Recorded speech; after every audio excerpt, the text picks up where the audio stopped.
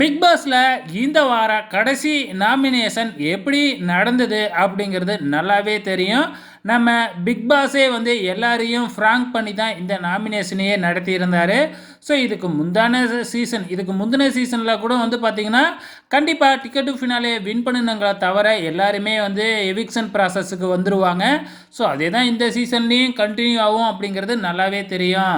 அந்த வகையில் விஷ்ணுவை தவிர மீதி 7 பேருமே இப்போ ஓட்டிங்கில் இருக்கிறாங்க.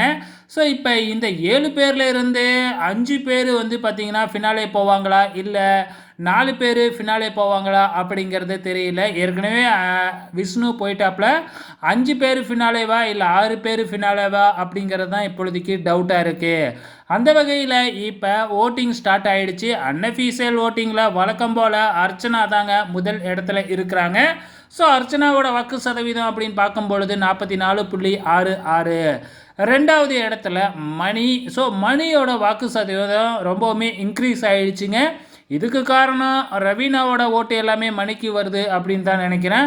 17.79 வாக்கு சதவீதத்தோட மணி இரண்டாவது இடத்துலையும், மூன்றாவது இடத்துல தினேஷ் 15.33 வாக்கு சதவீதத்தோட மூன்றாவது இடத்துல தினேஷ், நான்காவது இடத்துல விசித்ரா 10.12 வாக்கு சதவீதத்தோட. இதுக்கு முன்னாடி வரைக்கும் விசித்ரா தான் எப்பயுமே ரெண்டாவது இடத்துல இருப்பாங்க. ஆனால் சமீபமாக ஒரு வாரமாக விசித்ராவோட நேமு அப்படியே கெட்டு போய் இருக்கிறதுனால இப்போ நான்காவது இடத்துல இருக்கிறாங்க. அதுக்கு அடுத்ததாக 5வது இடத்துல மாயாவோட வாக்கு சதவீதம் 4.34.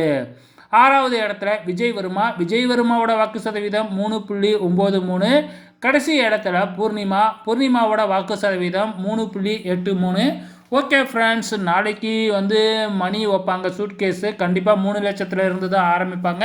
அதை யார் எடுத்துகிட்டு போக போகிறாங்கன்னு தெரியல. அதே மாதிரி வந்து இந்த வார இறுதியில் சிங்கிள் எவிக்ஷனா டபுள் எவிக்ஷனா அப்படிங்கிறதும் தெரியல. பொறுத்திருந்து பார்க்கலாம்.